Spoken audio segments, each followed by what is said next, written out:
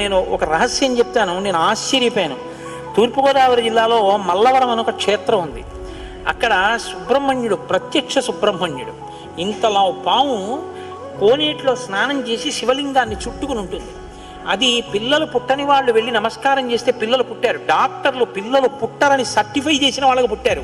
ముఖ్యమంత్రులు కూడా వెళ్ళారు పీఠాధిపతులు అక్కడికి. ఆ పాము కారణాంతరాల చేత శివలింగానికే తల కొట్టుకుని శరీరం వదిలితే ఇప్పుడు అలాగే ప్రతిష్ఠ చేశారు. అక్కడ నేను ఆశ్చర్యపోయింది ఏంటంటే, నాకు ఆ దేవస్థానం ధర్మకర్త ఒక ఆయన వచ్చి ఒకసారి ఓ మాట చెప్పారు.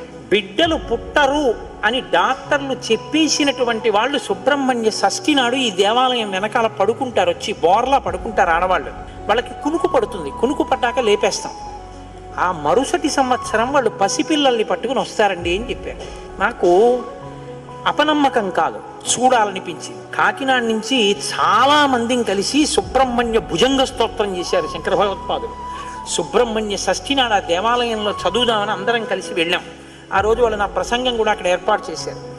మీరు నమ్మరు, నేను తెల్లబోయానండి.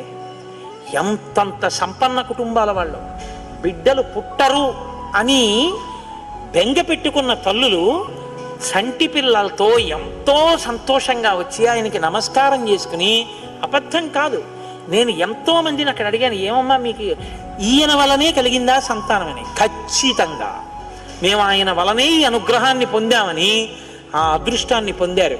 మహానుభావుడు సుబ్రహ్మణ్యుడంటే. ఆయనకి నమస్కారం చేస్తే ఎంత స్థితినైనా ఇస్తాడు.